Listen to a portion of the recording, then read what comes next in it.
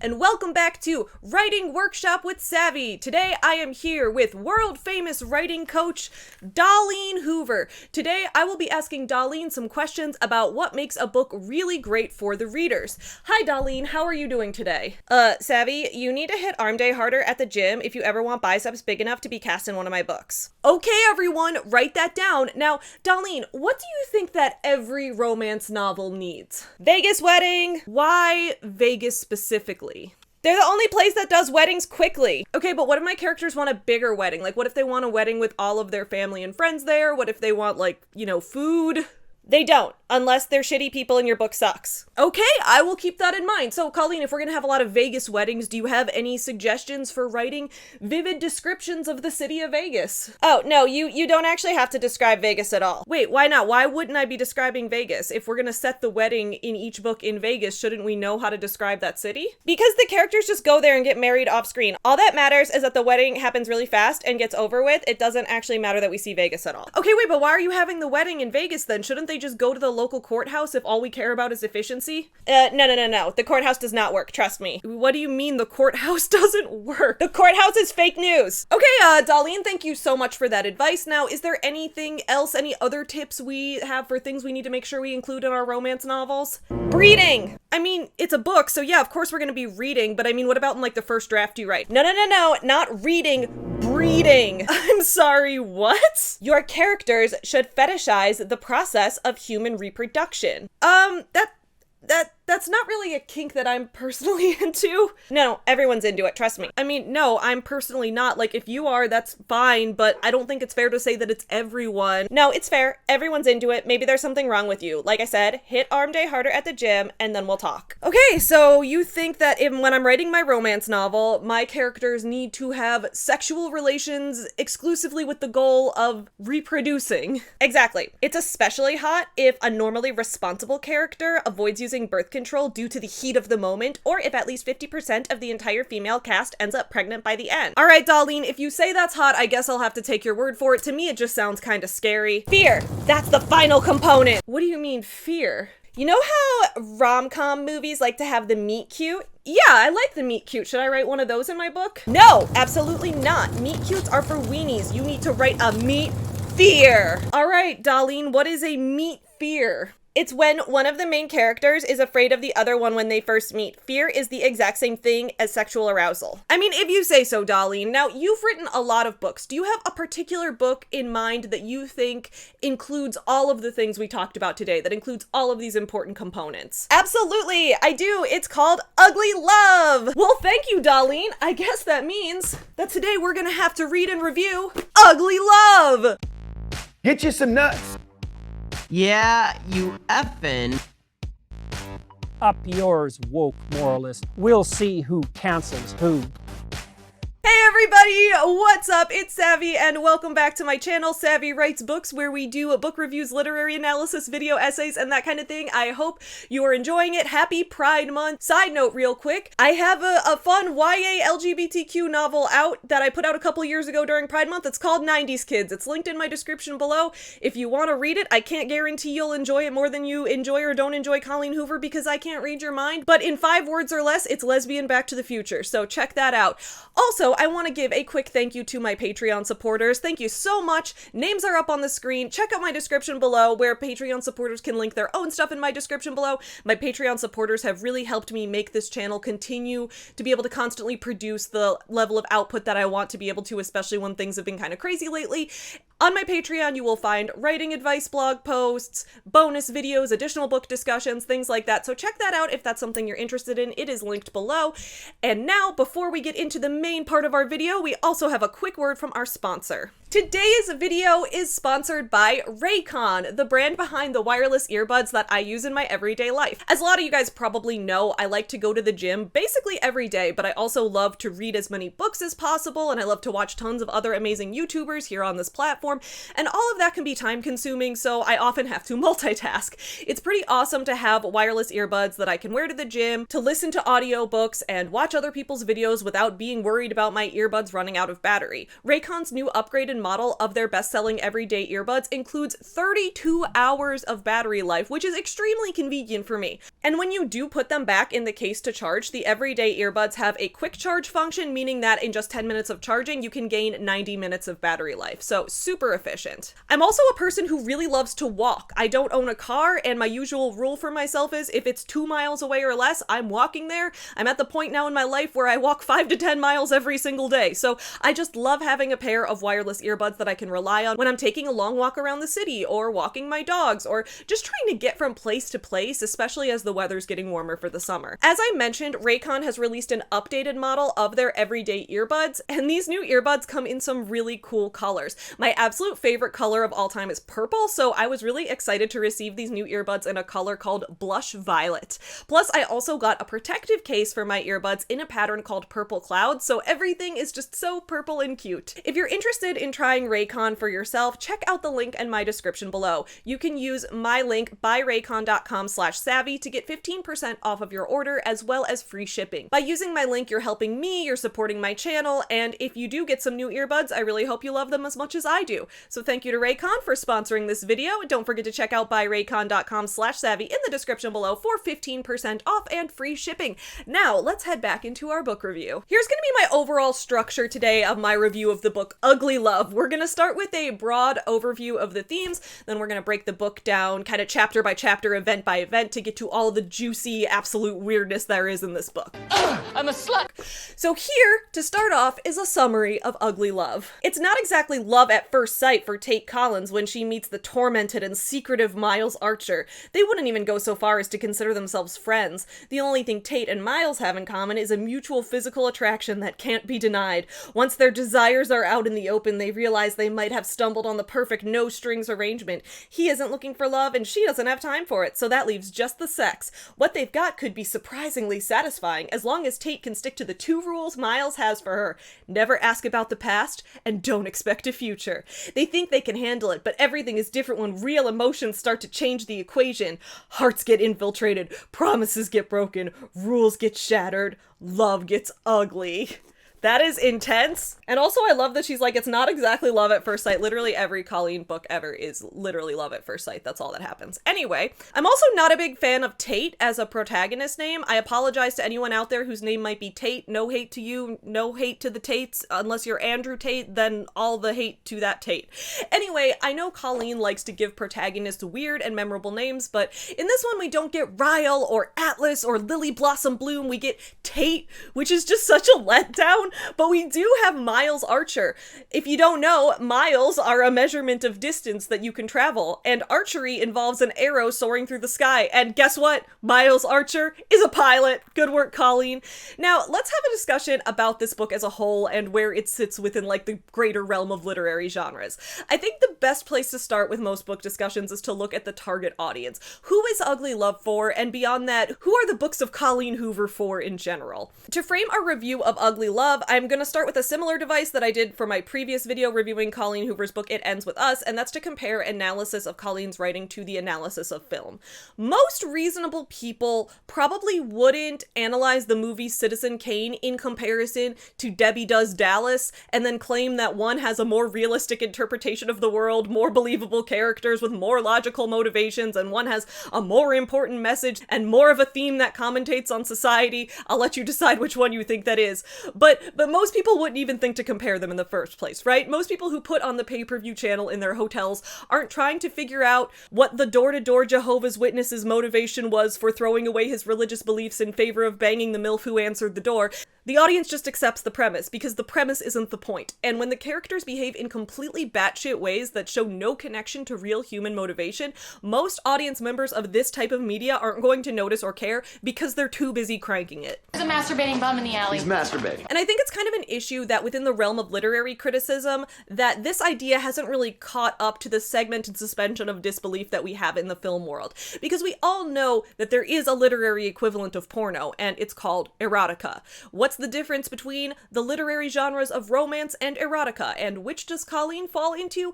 I would argue that the book Ugly Love is definitively erotica and not romance, and that Colleen and her usual publisher, Simon & Schuster, have intentionally miscategorized the book as a way to appeal to a wider audience like they normally do. Damn it! That is such a good idea! And in the end, that causes a disproportionate number of readers to hate Colleen's books, when in reality, they actually just probably shouldn't read them. Let me explain. In the writing advice community, we often hear that the difference between writing romance versus writing erotica is that in romance, the main plot centers on a love story, on a relationship. But in erotica, the main character's goals are focused on the sexual and physical fulfillment. That is their main goal and motivation. This is generally true, but that's not how I'd actually define the difference personally. The difference to me comes from the suspension of disbelief and how that impacts the character's motivations. If you were to write a BDSM romance, you would probably have characters who are interested in one another participate in a BDSM scene in their bedroom. They would probably have a safe word, and they would operate solely within the bounds of one another's consent. Now that's if the book is a romance. If the book is erotica, the story can take place within the BDSM scene going on in the bedroom itself. It doesn't have to have the characters outside of that, it's within that fictional scene. The characters don't need consent or a safe word because the story is the representation of the imagined scene that in real life you'd be able to stop with a safe word. Does that make sense? If you want to read Omegaverse erotica, that's set within the scene of your weird werewolf roleplay, okay? It's not comparable to real-life bestiality. It's so angry! If you're into being handcuffed and your story is erotica and it's properly categorized as non-con or dub-con or whatever, your character can physically restrain the other character and physically overpowering them without it being comparable to real-world SA, because the book exists within the universe of the erotic scene itself, not within the real universe. But when you're writing a romance novel that's not categorized as erotica and is marketed to general audiences, the usual assumption is that the book is set in the universe that we know with character motivations that we can relate to. So your readers are then going to pick up your book and say, what the fuck is this? And rightfully so, because their expectations do not match reality.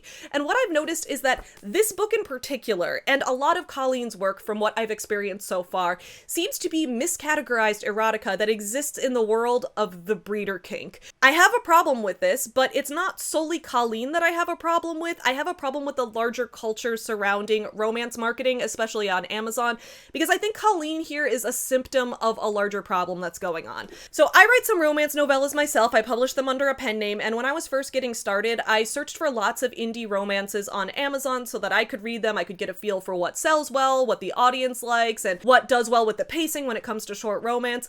But the amount of times that I was surprised with a breeding kink out of nowhere honestly shocked me. The amount of times I was sold a friends to lovers, new adult contemporary romantic comedy, only to get to the end of the book and have one character forcibly or deceptively impregnating the other, it was weird. And after speaking with other romance writers and readers, I learned that that's because this is a fairly common kink to have, and it's a fairly common fetish among the romance reading demographic. And that's fine. You can have that kink.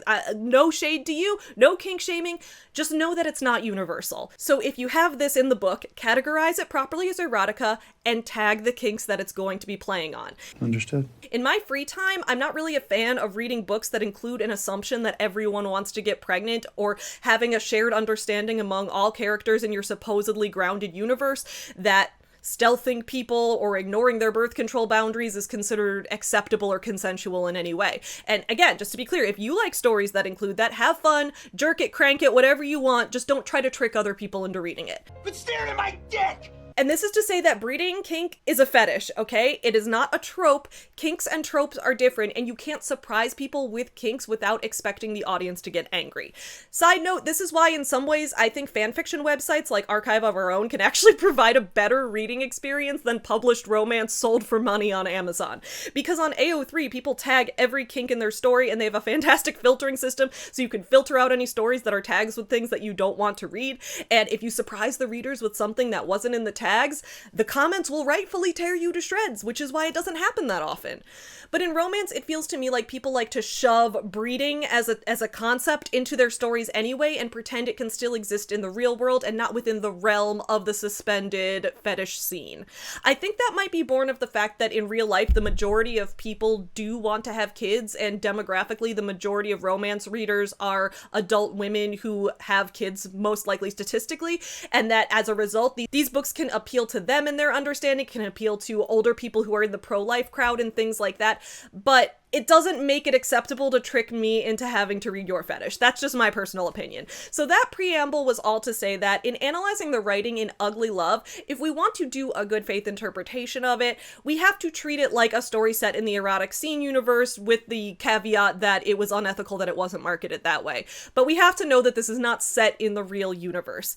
But even with all of that in mind, this book still sucks. In comparison to It Ends With Us, Ugly Love is less bad, but it's also worse. And I know that doesn't make sense. Here's why. Ugly Love is less bad than It Ends With Us because Ugly Love never pretends to want to be taken seriously. Ugly Love can easily be placed in the erotic scene universe and have the entire story fit there. Whereas in It Ends With Us, it began in the erotic scene universe and then suddenly became a real-life serious commentary on partner violence and consent and things like that, which was just so totally out of left field. Boy, that escalated quickly. And like completely shifted where I thought the universe of the story was. It Ends With Us would have been a better book if it could have fit squarely into one of these universes or the other, and since Ugly Love does fit in that suspended scene universe, it can be read as a straight-up erotica rather than as a real-world romance that condones this creepy, unrealistic, not super believable behavior. But Ugly Love is also worse than It Ends With Us because Ugly Love is really, really boring. It Ends With Us is nonstop unhinged action, and each plot point that comes at you is crazier than the last, but Ugly Love is more of a sequence of overly repetitive sex scenes that say the same exact thing over and over again. It still has those wild moments of unhinged writing that make it hilarious to review and to talk about in a video, but the experience of reading it was way less engaging, and I found myself zoning out and badly wishing that certain scenes would just be over because I was getting so bored. This is boring. So that's all to say, while I loved It Ends With Us in the same way that I love the movie The Room, I liked Ugly Love in the same way that I loved Neil Breen's 2023 theatrical release Cade the Tortured Crossing. It's extremely repetitive, it's often slow and boring, but during those peak moments of insanity, oh, it is truly worth it. Chapter 1 starts the way all of Colleen's books start, with a banger opening line. Colleen is great at writing opening lines, but she's terrible at writing opening lines that have any relevance to the rest of the book. In writing workshops, at least in my experience, writers tend to spend forever agonizing over the perfect opening line of the book, one that creates enough intrigue to instantly capture the reader's attention, and Colleen is great at coming up with lines that capture your attention, but not lines that capture your attention and then bear any relevance to any of the rest of the story whatsoever, so she's really like halfway there. Living on a prayer. For example, you may remember in It Ends With Us, there was an opening line about how Lily enjoyed sitting on the roof and pondering whether people felt fear when they chose to end their lives by jumping off of said roof. Ending your own life, though, was not a theme in that book. No character in the book ever does it, or ever considers it, or ever talks about it. It never comes back again. She dropped a really hardcore first line and then bailed. Take your clacking balls and go. Same thing here. On page 1, the book starts with, "Somebody stabbed you in the neck, young lady." Banger! Alright, who stabbed her in the neck? Why didn't she notice? Why did someone have to point it out for her? I'm invested now, tell me! We then learn that our main character, Tate, has not actually been stabbed in the neck. She's joking around with her new apartment building's elderly doorman, a man named Sam, who goes by Cap. That's his nickname, it's short for Captain.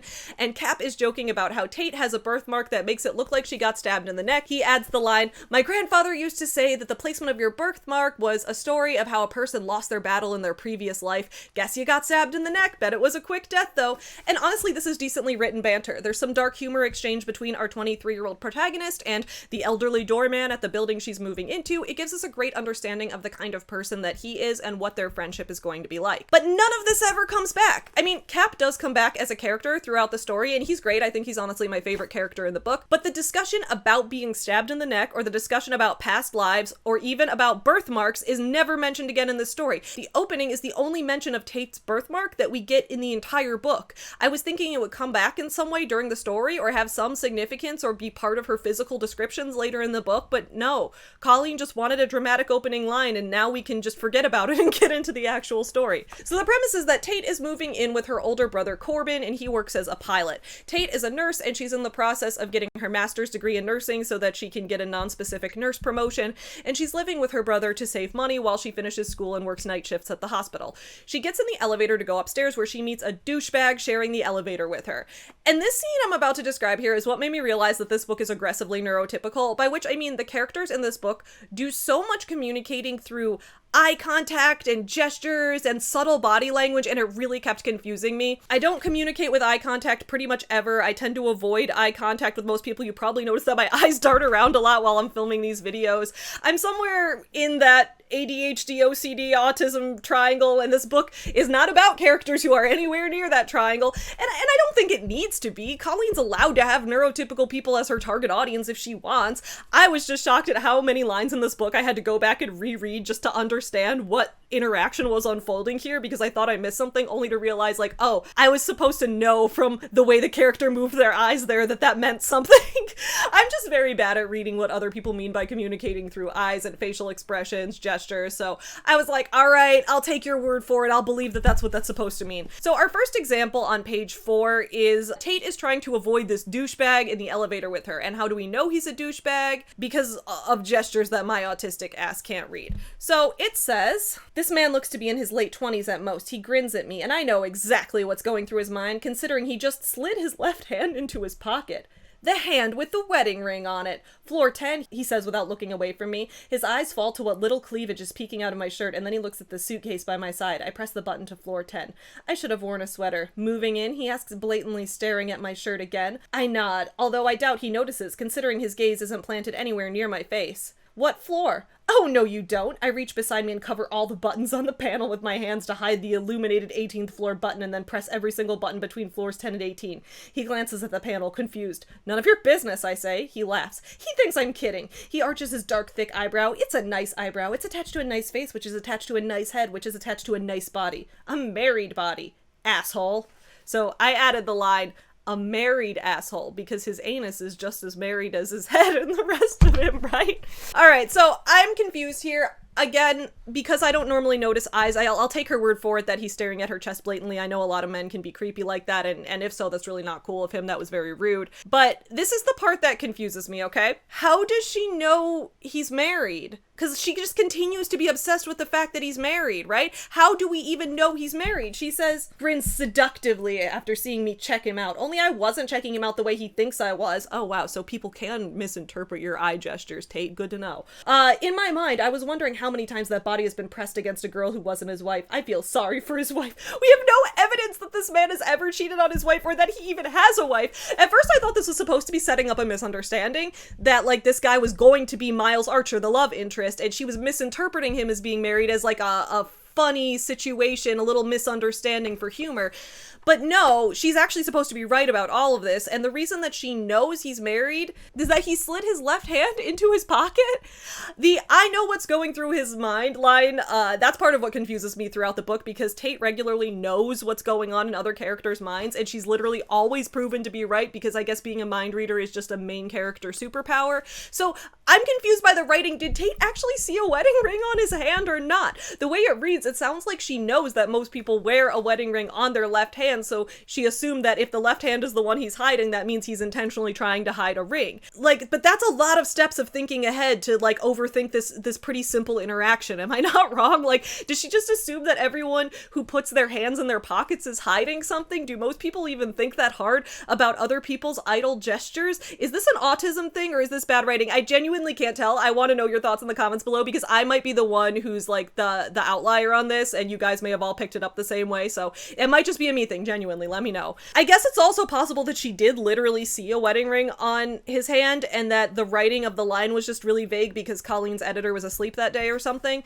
Anyway, Tate then arrives at her brother's apartment door, and Corbin, her brother, he's not home yet, but a drunk guy is passed out in their hallway in front of the door that she needs to open. Masturbating bums are bad for business. Yeah. And this is our love interest, Miles Archer. Tate calls her brother to be like, why is a drunk guy passed out in front of your apartment door? And on page 7, she tells him it's too bad he's wasted. He's not bad looking. Tate is just aggressively horny on Maine today. I'm surprised she didn't try to also seduce the elderly doorman, but I wish she had, because that would have been such a better plot for this book. We all know that Colleen doesn't do the meet cute in romances. Meet cutes are cute, and Colleen is not cute. She is not like other girls, so she does the meet fear, which is when the main character is terrified of the love interest upon first meeting him. She did that in It Ends With Us, and she's doing it again now. The drunk guy Miles grabs Tate's ankle while she's trying to get into the apartment, and she's like, "Stop touching me." And then her brother Corbin is on the phone like, "Oh yeah, that's my neighbor, Miles. He's locked out of his apartment again. You should just let him crash with you." So Corbin's not home because he's off flying airplanes, and his neighbor is now drunk off his ass,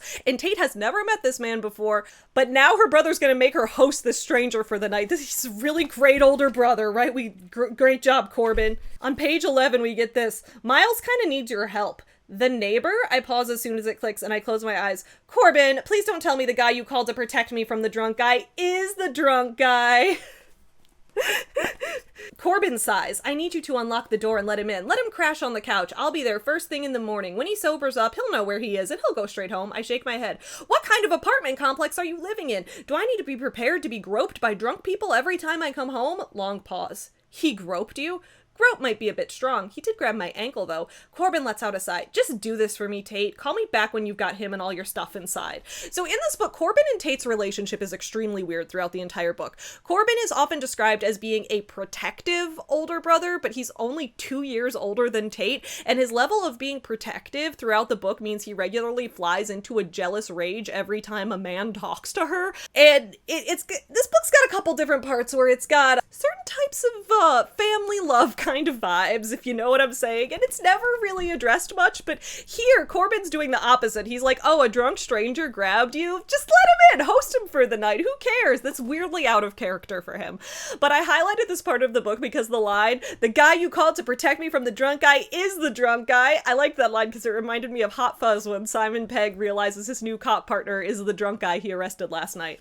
In chapter 2, we switch to Miles's perspective, and at first I found these chapters more annoying because I usually prefer to stay in one point of view or go to third person if we're going to alternate, but I ended up actually preferring the Miles chapters because there was so much more plot happening in those chapters, and they're just extremely wild. They're so fun. So the chapters about Miles take place 6 years in the past when he was 18 years old and finishing up his senior year of high school. He learns that there's a new girl at school and he's been instructed to walk her to Mr. Clayton's class. Miles meets the new girl, Rachel, and instantly he is in love. Before they even say a single word to each other, he's decided he is going to spend the rest of his life with this girl. This is also a common occurrence in Colleen's books. I think the trope is called insta-love, but what Colleen writes isn't just insta-love, and she even says on the back it's not love at first sight, even though it definitely is.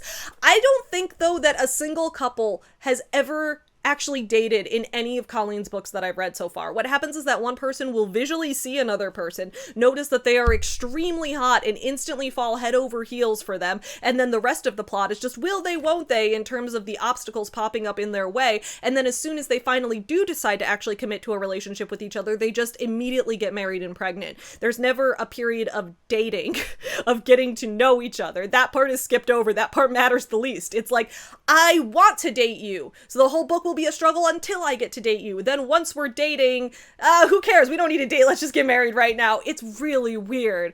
It's annoying because it makes it hard to enjoy a happily ever after, which romance novels should have, because I can't visualize what the characters are going to actually do in their ever after.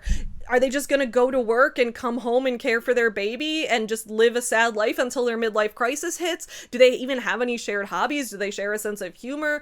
Do they have a specific way of being supportive of each other through the tough times? Do they work to find ways to communicate with one another in ways that the other person can uniquely understand within their own worldview? You ever just wake up and realize, holy shit, I'm a fucking loser? Who knows? It's just attraction, sex, marriage, no dating allowed. So anyway, Miles instantly falls in love with this girl, Rachel. And on page 19, he says, "Rachel, Rachel, Rachel, Rachel, Rachel, she's like poetry." And then for the rest of Miles's flashbacks, he's going to tell them through poetry. And poetry here is defined as taking the regular text that you were going to write anyway and putting it in center alignment on the page. So each chapter about Miles is now formatted with center aligned text for the rest of the book because it's poetry. Poetry with no meter, no rhyme, no repetition, no rhythm, no stanzas, but it's poetry because if you center align the text, that's the only thing you need for it to be poetry. On page 19, we also learn that Miles is not like other guys, by which I mean his perspective sounds like it's coming more from a middle-aged romance author than an 18-year-old boy. I might be smiling, pretending I'm not affected by those green eyes that I hope will one day be smiling just for me, or that red as my heart hair that doesn't look like it's been tampered with since God created it specifically with her in mind. Yeah, that's how teenage boys talk, Colleen. Here, this would have been a more realistic scene, okay? Hey, Rachel, I'm Miles. Do you want to go on a date with me this weekend? I want to see a new band I like. They're called Imagine Dragons. Oh, hi, Miles. Nice to meet you. Yeah, sure, maybe. I don't know them. Who's Imagine Dragons? Imagine Dragon D's nuts on your face. And then everyone clapped. Anyway, on the next page, Miles is talking to Rachel at her locker, and he decides that the best way to interact with her is to sniff her. I used to be confident that Rachel happened. I gave myself until today. If I didn't work up the courage by today, I'd be giving it my only shot with her. Girls like Rachel aren't available for long. I smell her, subtly. She notices anyway. I tell her she smells good. She says, thank you. So I guess if she noticed that he was sniffing her and didn't mind, then this is actually a match made in heaven. So Miles is now obsessed with Rachel, even though he's never had a full conversation with her. We also shortly after learn that Miles's mom is dead and his dad has a new girlfriend, and Miles is not looking forward to meeting his dad's new girlfriend because he doesn't want anyone trying to replace his mom. His dad invites the new girlfriend and her daughter over for dinner, and guess what? Rachel is the girlfriend's new daughter, and dad is getting pretty serious with the girlfriend. The reason that Rachel even moved to town is that she's going to move in with Miles because his dad and Lisa, that's the mom's name, they're getting married and merging their families. So Miles and Rachel now have to be step-siblings. I love this plot. I love this side plot so much because it's fucking hilarious. They did the same plot on Degrassi The Next Generation in one of the later seasons with Claire because her mom got remarried and it was to her boyfriend Jake's dad, and then the parents were like, you two have to break up because you're siblings now, and they were like, we were dating first though, and then Darcy, who's Claire's older sister, didn't show up for any of these major life events because the actress was busy on 90210. In chapter 3, we're back to Tate's perspective because she's terrified of drunk adult Miles. The night before, in his drunken stupor, he broke down crying and he kept calling Tate Rachel, like, Rachel, why? Why, Rachel? I wish the book had swapped Rachel and Lisa's names so that Miles could have been all Tommy Wiseau and be like, why, Lisa, why? But anyway, she's Rachel. Tate's like, I'm not Rachel, but Miles is just too drunk to care, and the next morning Miles has sobered up and Tate decides to look into his eyes. Here is how she describes his eyes on page 27. They are the clearest blue eyes I've ever seen, not at all the heavy-lidded bloodshot eyes from last night. His eyes are so light blue they're almost colorless. I continue to stare at them, half expecting to see waves if I look closely enough. I'd say they were as clear blue as the waters of the Caribbean, but I've never actually been to the Caribbean, so I wouldn't know. Anyway, then Tate's older brother Corbin gets home, and we learn that Miles and Corbin are buddies because they're both pilots and they met when they were in flight school together. Corbin regularly has Miles over to his apartment along with two of their other guy friends, a guy named Ian, who's nice enough, and also Dylan the elevator douchebag, and they all get together every week to watch The Game together, and I don't think it's ever specified what game it is they watch, but I mean, I skimmed some of this because it was so boring, but I don't think it is. They just watch The Big Game together because that's what men do. While the guys are over that week watching The Big Game, Tate is back to trying to read douchebag Dylan's mind, so this is page 44. I'm a pilot, he says. He doesn't say it in a smug way, but when no one's asking you what your occupation is, voluntarily contributing it to the conversation naturally comes off as smug. I work at the same airline as Corbin. He's staring at me, waiting for me to be impressed by the fact that he's a pilot. What he doesn't realize is that all the men in my life are pilots. My grandfather was a pilot, my father was a pilot until he retired a few months ago, my brother is a pilot. Well, clearly he knows that because he just said he works for the same airline as her. Anyway, Dylan, if you're trying to impress me, you're going about it the wrong way. I much prefer a guy with a little more modesty and a little less wife.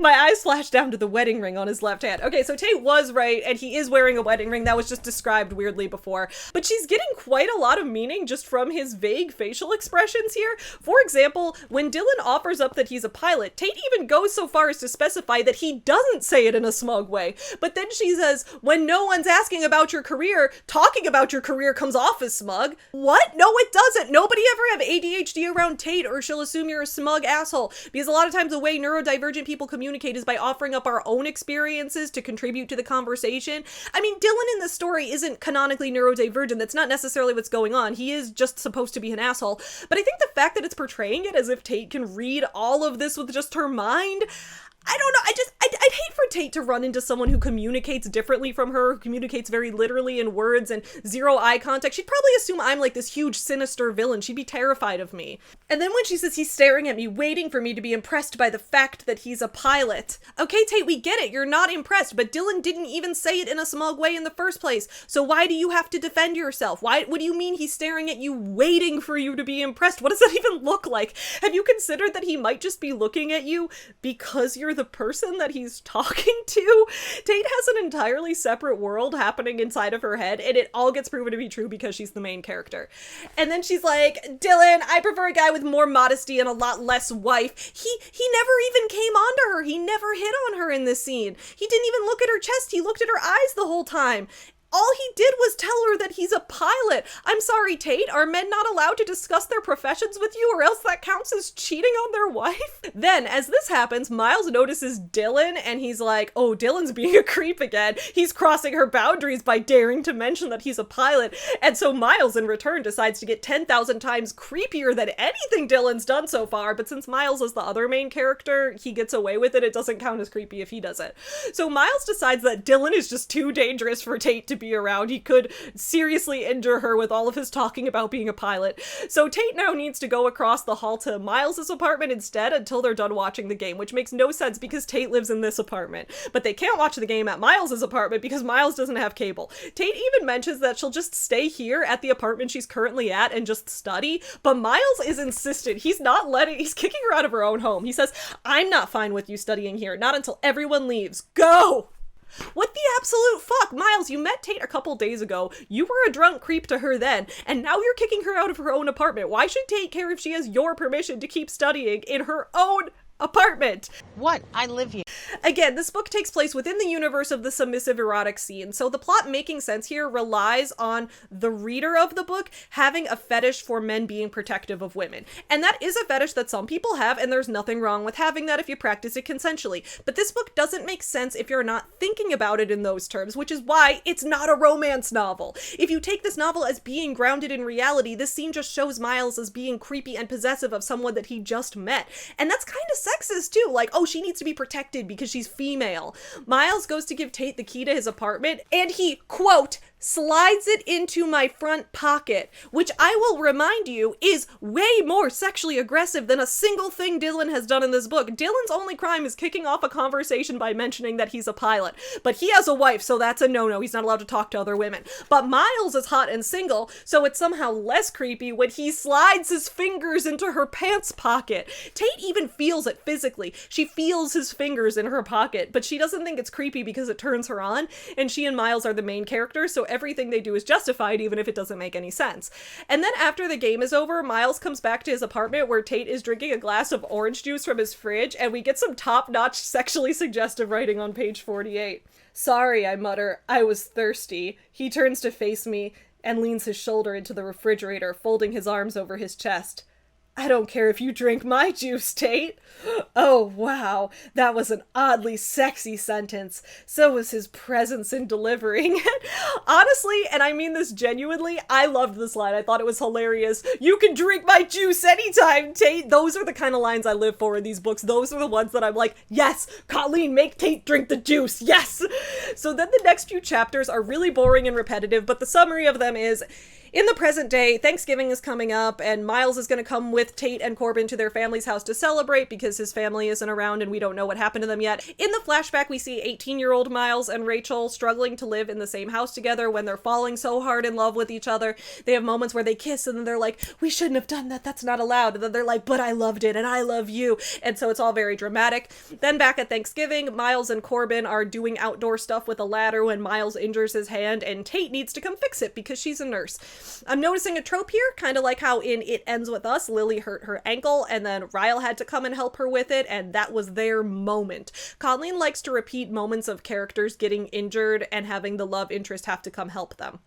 And I mean, that's not a bad trope. It can do a lot to show the characters starting to care for one another, show them growing closer. It's just funny that the exact same thing happened in the other book that I read at about the exact same point in the story. It just seems like Colleen's getting a little lazy.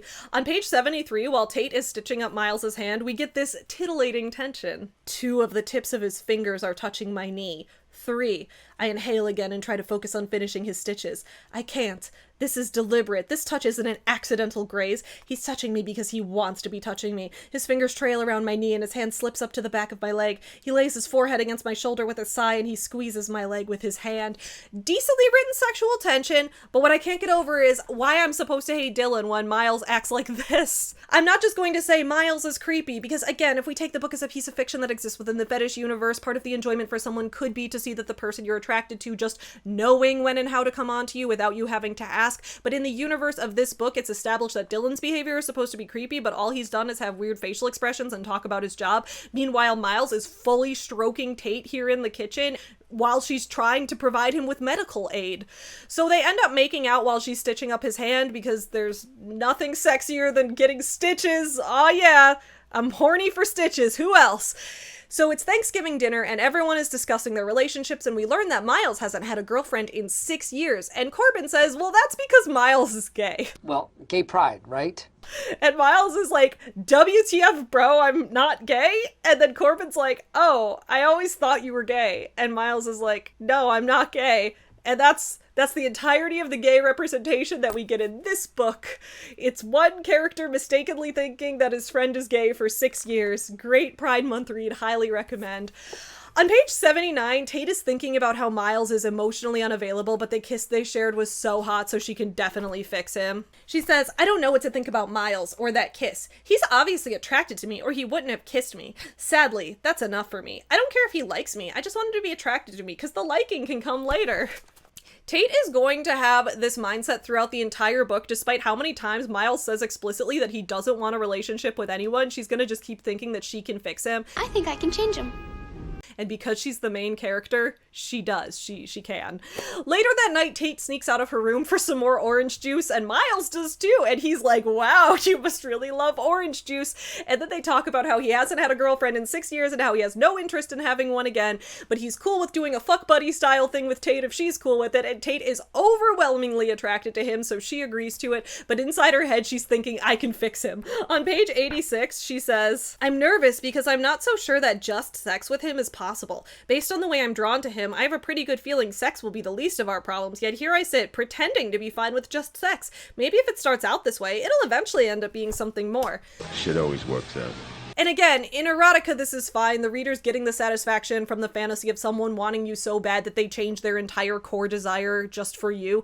And again, if you want to jerk off to that, it's fine, as long as you don't expect it to work in real life. The next few chapters are really, really repetitive. It's just more flashbacks of Miles being in love with Rachel while they try to live together as step-siblings, and then more of present-day Tate and Miles having sex without a commitment. It's just sex scenes everywhere. Most of this book is just graphic sex scenes, and I'm not going to read them out loud. I don't want to get demonetized, but that's yet another reason that I think this book should be categorized as erotica, is the sheer number of sex scenes it has, how detailed they are, and how frequently they keep coming up. Giggity. I was getting so bored of all of these extremely similar sex scenes, and I was just dying for a single scrap of plot development. On page 29, we don't get plot development, but we do get another description of how blue Miles's eyes are. He's dressed casually again in a pair of jeans and a dark blue t-shirt. Somehow the dark blue in his shirt makes his eyes look less blue. It makes them look clear, see-through almost, but I know that's impossible. His eyes are anything but see-through with that wall he keeps up behind them. I need to start being more descriptive with my character's eye colors. That's what I've learned from this. Colleen just does not hold back. So then Tate and Miles decide to go to a furniture store together. The store is never named, and so I've decided that it's IKEA. They go to the store because Miles wants to buy curtains for his apartment, and I don't really know why Tate's going with. But on the way there, they meet a homeless guy, and this is where I learned that for Colleen, homelessness as a concept exists just as a plot device to get across quick characterization for the non-homeless main characters. Back in my review of It Ends With Us, I talked about how Lily's boyfriend from her past, Atlas. He used to be homeless, and how I thought that the themes of homelessness would be explored better in that book, but it just became about how Lily now wants everyone to donate to charity. It doesn't matter what charity, she just wants to know that you're a good person who donates. This book has a similarly objectifying view of homelessness. There's an older man that Miles and Tate see sitting on the street on the way to IKEA. This man has no name in the book. He served no purpose for the plot. I don't think he even says anything. The only reason he's there is so that Tate can go on a quick internal monologue narration tangent about homelessness that has no relation to the rest of the book. On page 131 to 132, she says, I glanced down at an elderly man seated on the sidewalk, bundled up in a tattered thin coat. His eyes are closed and the gloves on his shivering hands are rifled with holes. I've always been sympathetic to people who have nothing and nowhere to go. Corbin hates that I can never pass homeless people without giving them money or food. He says that the majority of them are homeless because they have addictions, and that when I give them money, it only feeds those addictions. Honestly, I don't care if that's the case. If someone is homeless because he has a need for something that is stronger than his need for a home, it doesn't deter me in the least. Maybe it's because I'm a nurse, but I don't believe addiction is a choice. Addiction is an illness, and it pains me to see people forced to live this way because they're unable to help themselves. I would give him money if I had brought my purse. I love that Tate is a good person who would have theoretically given him money in a different situation, but doesn't. I love how after that whole virtue signaling rant about how good she thinks she is, she doesn't even actually give him money. She just wants to have a brief internal monologue to think about how good of a person she is and how she wants to give him money but isn't going to. It's a thought that counts. Like I said, Tate has just a completely different world going on in her mind, but since we're in the Colleen Hoover verse, of course, Tate's strange mind world is just gonna be reality. Then I thought Tate and Miles were gonna fuck at IKEA, and I thought that would have been hilarious, but they don't actually do that. They go behind a screen for a little bit and start making out on the furniture displays, and I was like, sex at IKEA! Sex at IKEA! I was so ready for an IKEA sex scene, you guys had no idea, but then they stopped, so I was disappointed.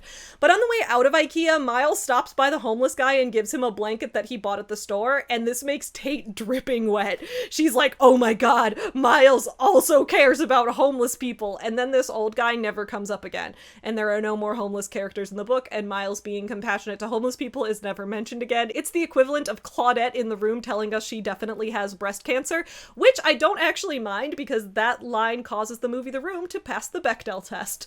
On page 138, Miles invites Tate over so they can fuck on the new rug that he just bought at IKEA. I know it's supposed to go under the table, he says, looking down at it. It will. Eventually. It's positioned in an odd spot. It's not in the center of the room or even in front of the couch. I'm confused about why he placed it where he did, if he knows where it would look the best. I left it there because I was hoping we could christen it first. Okay, the phrase christen, it makes me squirm. No shade to you if you like that phrase, okay? I just find it really odd and jarring, and Colleen has used it in all of the books I've read so far. In It Ends With Us, she talked about how Lily and Ryle had to christen every surface in their apartment. Is this a regional thing, maybe? I've never heard anyone say that in real life, but in Colleen's books, all of these millennial-aged characters are just talking about how they're gonna christen everything. On page 142, we're back in the past with 18-year-old Miles and Rachel, and Miles is giving us more poetry, meaning send her a line text, and the dude is going feral, okay? Are you ready for this? He starts off by telling her that when his mom died, he stopped believing in God. She lays her head on her arms and keeps her eyes shut. I didn't think God would make someone go through that much physical pain. I didn't think God would make someone suffer like she suffered. I didn't think God was capable of making someone go through something so ugly. A tear falls from Rachel's closed eyes. But then I met you. And every single day since then, I've wondered how someone could be so beautiful if there wasn't a God. I've wondered how someone could make me so incredibly happy if God didn't exist. And then I realized just now that God gives us the ugliness, so we don't take the beautiful things in life for granted. That is a lot. Okay, this is the Colleen Hoover shit I'm here for, not the weird mind reading, the confusing gestures and the eye contact and all that. I like the on-the-nose shit. This is what I love when I read Colleen. This chapter just keeps getting better and better because after Miles finishes explaining to Rachel how she caused his spiritual awakening, Rachel responds by telling him that she's pregnant. Bet none of y'all saw that coming. Dude, I hate that the main storyline in this book is about Tate. Tate is so incredibly boring, and her relationship with Miles is essentially just copy and pasted sex scenes one after the next over and over again. But Miles and Rachel, their story is wild. I love their story. Miles is being this like pretentious teenage wannabe poet who just got his stepsister pregnant. That is the drama that I come to Colleen Hoover for. Not for boring ass Tate, the nurse who would theoretically give money to a homeless guy in theory, but doesn't actually in practice and instead just does IKEA foreplay. I'm not here for that. On page 152, Tate decides she's gonna be a poet too, just for that page. Miles smiles. That rhymes. We both turn at the same time to head back toward the hospital. I find myself using the lull in our conversation to construct a really bad poem in my head. Miles smiles for no one else. Miles smiles for me. It's called Jamie Smiles. I honestly prefer the center text-aligned poetry to that. In the flashbacks, Rachel is having awful pregnancy hormones. As we know, pregnancy hormones are just another thing with Colleen. In It Ends With Us, pregnancy hormones made Lily unable to make any decisions. She became completely incompetent. She became incapable of trusting herself in any way. And in Ugly Love, pregnancy hormones make Rachel abusive. But it's okay because she's a woman and it's portrayed as being romantic because Colleen is insane. To be clear, I know that pregnancy hormones and, different conditions people can develop during pregnancy can be very severe and life-threatening, but these books are never like, oh, I need to see a doctor because I'm having issues with my pregnancy. It's more like, I have pregnancy hormones, so now I'm a stupid woman who can't do anything. That's how it comes across, okay? So Miles approaches Rachel to try to talk about the pregnancy, and Rachel just slaps him, which is partner violence, and she yells, "I hate you" at him, and to Miles, that just means that the emotions in the room must be so strong, and this makes him fall in love more. I don't get it. Miles explains to her that they're gonna make it through this pregnancy together because he spent all day signing them up for campus family housing at the local college next year. I thought Miles was going to flight school, and this book confirms that he did go to flight school. I don't understand where he's actually going. I guess right now he and Rachel are both going to the local community college, and they're moving into the family housing dorm, which is probably a smart move considering their circumstances, and it's not like Colleen would ever have us consider having a character end a pregnancy. Every pregnancy is wanted in the Colleen verse, even if you're an 18-year-old who still has a month of high school left and the baby belongs to your stepbrother. Rachel never considers terminating it. She and Miles never talk about it. They never have a reasonable discussion where they come to the conclusion together that, if we plan this right, we can make this work. We do want this baby. No, it's just assumed naturally because in Colleen's world, all pregnancies are wanted because Colleen loves pregnancy. On page 174, I don't even remember the context of this line, but Tate is fucking Miles again, and her internal monologue says, "He smells good, like apples. Forbidden fruit." Those are the lines I live for, Colleen. Keep those coming. You can drink my juice anytime. He smells like forbidden fruit. Miles has like a fruit motif going on here. Miles is fruity. Corbin thought he was gay for 6 years. Happy Pride Month! This weird fetish for women being protected comes back on page 181. It's Thursday and all the guys are watching The Big Game again, and Tate goes over to Miles's apartment because it's hot when he protects her from Dylan and all of his threatening pilot energy, and then Miles goes to his own apartment for some reason, but then he has to go back because he's been gone for too long, and it says... Miles shakes his head. "You need to go back, Tate," he says. "He thanked me for protecting you from Dylan earlier. How do you think he'd feel if he knew I only did that because I was being selfish and wanted you all to myself?" And I'm like, okay, Miles and Tate are not dating, though. They have a fuck buddy relationship, which the book constantly reminds us over and over again is no strings attached. So in what way does Miles have Tate all to himself? They're in a non-exclusive situationship. So, plus, why is everyone so obsessed with being protective of women? Why is Corbin so obsessed with protecting his 23-year-old sister? Why does he want to guard his sister's sex life? That's weird, right? Then on page 183, we get the one and only essay scene in this book, but I don't think that Colleen even knows that an essay scene is even what she wrote. While in the book It Ends With Us, it had male abusers and male SA perpetrators. In Ugly Love, it's the women who do the physical violence and ignore the consent. That's very progressive, Colleen. Good feminist statement. Keep reminding us that women are capable too. They're just as capable of being toxic, horrible people. So Tate and Miles are having sex once again, and because that's like 3/4 of this book, honestly. And suddenly, right before Miles sticks it in, he realizes, oops, he doesn't have a condom on him. This is once again more breeder reader fetish stuff. That's like a common trope I saw in a bunch of books that I read against my will that were like, I don't have a condom, but that's okay. I'd love to mark her as my own. That's not exactly what we have here, but it's kind of a trope that happens, right? In a book marketed as romance, this scene that is about to happen plays out like an assault, and that's how it comes across to me, okay? I'm not going to read the scene out loud. I'll put the picture of the page up on the screen so you can look at it if you want to, but I don't want to get demonetized. But basically, here is the gist of the scene. Miles is like, stop, I need to get a condom. And because Miles doesn't like immediately move away, Tate keeps going after he said stop. And then he says to her, Tate, don't. He literally says, do not. And then she keeps going.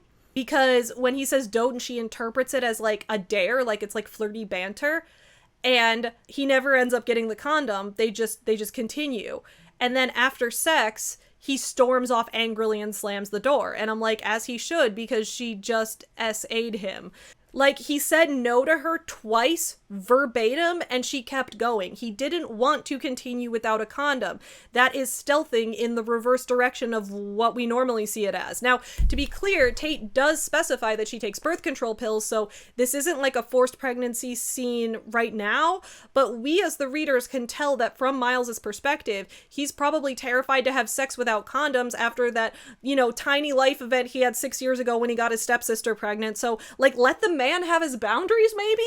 I'll make it easy, okay? This is like the Beastie Boys. They say no sleep till Brooklyn. We say no consent till condom. That is Miles's situation right here, okay? That's what he said, and Tate, you assaulted him, but Colleen is fully unaware that that's what just happened, despite the fact that she wrote the scene. And we know that she's unaware of it because what happens next is that when Miles storms off and slams the door, Tate's just like, why is he so mad? And I was like, because you just R-worded him, Tate. But the book never even addresses that. Instead, they just don't talk for a few days, and then on page 189, this is what Tate is thinking. His actions during and after sex seem to contradict his character. It's as if pieces of the guy he used to be bleed over into the guy he's trying to be. And on page 190, he knows how that night ended between us. He knows I must be upset or angry, but nothing in his note reveals that at all. Tate, why would he know that you're upset? Shouldn't you know that he's upset? Since you literally SA'd him? But no, the book is completely unaware that she did that, so Miles actually isn't angry at her, and he actually ends up apologizing. For what? I don't know. The book never tells us what he apologizes for. He just apologizes. Write that down. Women hate women. On page 195, Miles becomes a mind reader too. He eventually tells Tate that they should stop their fuck buddy relationship because he can tell she wants more, despite the fact that every time she's mentioned wanting more, it's been in her narration only, like inside her head, and has never been said out loud or indicated with any of her actions. She's been just fully going along with whatever Miles wants on the just sex stuff, but Miles somehow just inherently knows that she secretly wants a relationship. And then Tate confirms that, being like, yes, Miles, you're right, because I like you, and I know you like me, and when we're together, it's phenomenal. So that's what normal people do. When they find someone they're compatible with, they open up to them. They let them in. They want to be with them. They don't fuck them against their kitchen table and then walk away and make them feel like complete shit. And I'm like, girl, you agreed to the no strings attached fuck buddy relationship multiple times in this book. You can't expect Miles to read your mind. Just kidding, you can, because in this book, everyone can read minds. And that's annoying to me because Tate is acting like everybody in this particular situation has to eventually want a relationship if they're normal. That's what normal people do. They want to be with them. But what if they don't? What if two compatible people want to be lifelong friends with benefits with no romantic relationship? How are they supposed to be honest with each other about their intentions if Tate is behaving as if everyone who ever says that is obviously a liar who has different intentions the whole time? You're going to make people who actually want this situation look like liars and not be able to trust each other because you assume that everyone out there thinks exactly like you. In the next flashback, we learn that Miles's dad and Rachel's mom got married in Vegas because Colleen loves having everyone get married in Vegas. Vegas? Once again, we don't see the wedding. They run to Vegas real quick, get married, and run back. Vegas! Then Miles and Rachel tell their parents Their shared parents, they tell their shared parents that Rachel is pregnant, and their parents freak out because they were under the impression that these two were step siblings.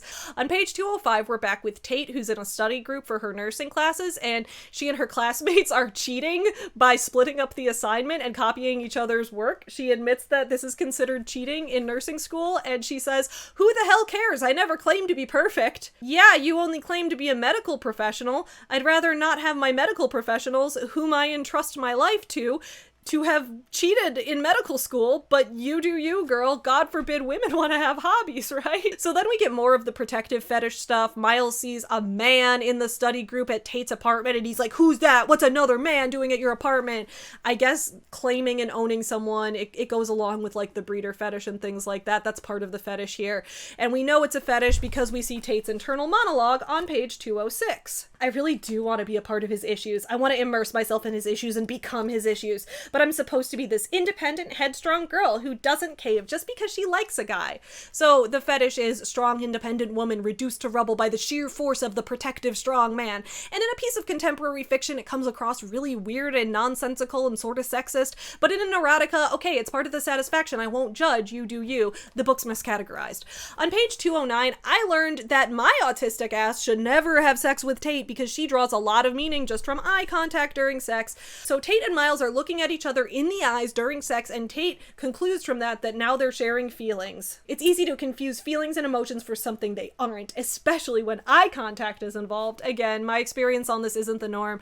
For me, eye contact is rarely going to be involved in anything because eye contact hurts. On page 211, my only note was incest vibes, and in this case, it was not about the step-siblings who are having a baby together. It was about Corbin. So Corbin finds out that Miles and Tate have been having sex for months, and he is pissed. Why? Miles and Tate are both single, but this book exists in the Omegaverse where male pack animals have rivalries with one another and their families' females belong to them. So if a male goes after a female that belongs to you, then it's a pheromone war or something. I don't actually read Omegaverse.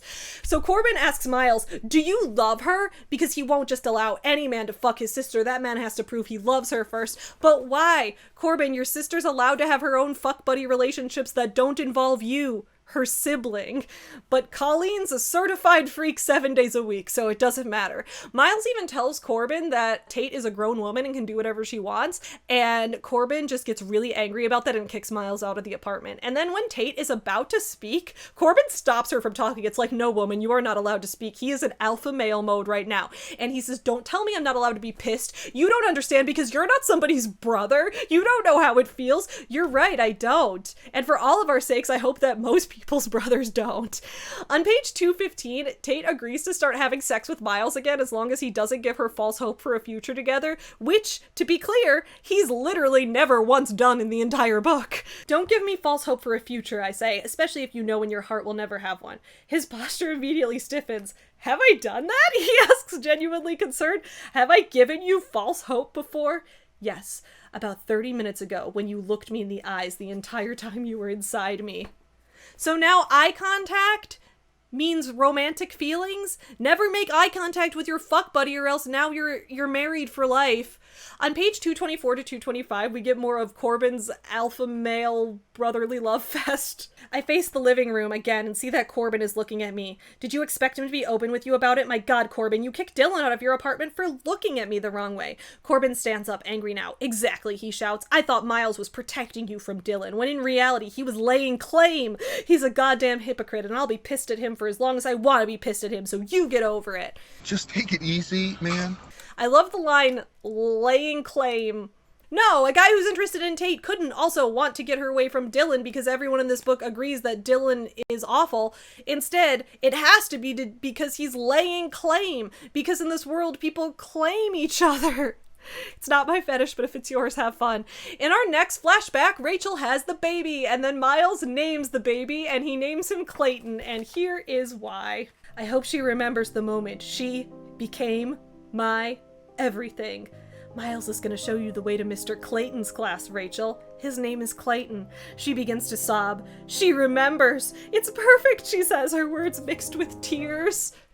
I love how sentimental they both are over naming their baby after their high school teacher that they'll probably never see again and is not even characterized in this book or worthy of anything beyond just being the teacher whose class they were walking to. We got children having children over here. Back in the present day, we get more repetitive sex scenes with Tate and Miles, and in the flashbacks, Miles and Rachel get their son circumcised. We have to have a scene of that. On page 265, Tate once again reads Miles's mind and pretends that he gave her false hope again, which he didn't, but here is her justification. There's a huge difference between fucking someone and making love to them. You haven't fucked me in more than a month. Every time you're inside me, you're making love to me. I can see it in the way you look at me. You miss me when we aren't together. You think about me all the time. You can't even wait 10 seconds to walk in your own front door before coming to see me. So don't you dare try to tell me you've been clear from day one, because you are the murkiest goddamn man I've ever met. Maybe there is some difference in this world between fucking and making love, but I don't know what it is. I always thought one was just a euphemism for the other, but I guess to Tate what they did was making love. Again, in any individual sexual encounter, I would never be able to tell the difference because I don't communicate with eye contact, and I think that this is just a this book thing. I guess eye contact in this book is the be-all end-all. Now I'm gonna think back and wonder how many of my college hookups and fuck buddies mistook us for making love because maybe I glanced at their eye or something. I think the number is going to be 0. I think everybody's clear on how this works in real life. Anyway, this nonsensical outburst absolutely breaks Miles's heart for some reason, and he breaks down crying, and this will be his turning point. This is so romantic. On page 268, we finally get it. We get the best line in the entire book. And it's made even better by everything that happens surrounding it, okay? This is the line that went viral and made this book infamous in the online book world. So let's all read it together. Miles and Rachel are in the car with their new baby, Clayton. "Thank you for this baby," she says from the backseat. "He's beautiful." I laugh. "You're responsible for the beautiful part, Rachel. The only thing he got from me was his balls." She laughs. She laughs hard. "Oh my god, I know," she says. "They're so big." We both laugh at our son's big balls. Okay, guys, I have a question. Do you know how many graphic sex scenes I've read in this book featuring Miles? The limit does not exist. Dozens, hundreds maybe. I've lost count because this book is just 95% Miles having sex over and over again, whether it's with Tate or Rachel. I know Miles's body at this point better than I know my own. So how is it that I just made it through nearly 300 pages of non-stop graphic descriptions of Miles having sex, but I didn't know until now that he has big balls? Miles specifically says that the baby's balls take after his, and then Rachel's like, yeah, they're so big, like yours. Why is the only physical description of Miles's balls being big, why is it not in any of the sex scenes about him, but is only mentioned when in comparison to his infant son? That's a really good question. Come on, Colleen, when you write a sex scene, you should tell us that his balls are clean. I meant big instead of clean, but I wanted it to rhyme, so that's what I said. Anyway, that is the big line from this book. We both laugh at our son's big balls. But you won't believe what happens next. We're going full Darman here, okay? We laughed at our son's big balls together. What happens next is shocking. And it's actually shocking because immediately after Miles and Rachel finish laughing at their son's big balls, the baby dies in a car accident. Immediately after this line, a truck smashes into their car and sends them flying over a bridge, and Miles and Rachel both barely escape from the car, but Clayton, the big balls baby, he dies. Clayton's life was only a few weeks long, and the last interaction that his parents ever had with him was to laugh at his balls, and then his entire life ended. Colleen, this is what I live for. Write more of this. Colleen, this entire book should have been Miles and Rachel and their story. Tate bores the shit out of me, but Colleen, this is art, Colleen! In the next chapter, guess what Miles and Tate are doing? Yeah, they're having sex again, and Miles accidentally calls Tate Rachel during sex, and Tate gets pissed off, so Miles is like, do you want to stop? And she's like, just finish, Miles. Yeah, everyone knows it's so easy to orgasm when your partner is really mad at you and demanding that you finish right now. Miles clearly has no emotions, and his emotions don't matter because he's a man. Who cares? Tate is an abusive almost girlfriend, and it's cool because it's the Colleen verse. Between 280 and 281, the pages of the book just randomly change color, like the paper is different. whoever printed this book must have run out of like beigeish cream colored paper and only had textbook page white left, because that's the color of the rest of the pages in this book. When I originally looked at the book from its side, I thought that there would be like a different section in this book, like a section at the end previewing the next book or something, but no, it's all the same story. The printer just didn't give a single fuck. Anyway, we then get a flashback where Rachel and Miles break up after Clayton's death. Rachel is struggling with the grief and she can't stop resenting Miles for helping save her instead of Clayton from the car wreck, and she knows it's not his fault, but she just can't see their relationship the same way anymore. And then their parents for some reason also get divorced from each other, and then Rachel and her mom move away. In present day, Miles realizes that he needs closure with Rachel if he ever wants to move forward in his life. So he goes to visit Rachel and he learns that it's 6 years later and Rachel has fully moved on. She has a husband who's named Brad or Chad or something. She has a baby with him named Claire, and she's just fully living her life. She explains to Miles that the grief was hard to get over, but when she met Brad, she realized she could finally be happy, even just for a few minutes at a time, and that made it worth it. And then over the years, she was able to realize that finding love again was worth the pain. And that is the ugly love that the book is about. The hurt and the pain and the ugly parts, it's worth it for the beauty of love in the end. And this makes Miles decide that he can have a relationship with Tate, which I guess he's actually wanted all along, despite explicitly stating over and over again that he didn't want that and communicating exactly the opposite. But now that he's learned that Rachel was able to get past the grief and pain, he feels inspired to do that as well. So Miles confesses his love to Tate, and then on page 309, this is how he declares his love for her. Miles, I say with a smile. Smile is an anagram of Miles. Miles, I say with a smile, you're looking at me like you fell in love with me. He shakes his head. I didn't fall in love with you, Tate. I flew. Get it? Because he's a pilot. If pilots fall, then something's wrong. He didn't fall in love with her, he flew in love with her. Then Tate and Miles hang out more with Cap the doorman, who throughout the book they've just been separately like airing their love life grievances to him the whole time, and I forgot to mention that because this book is boring.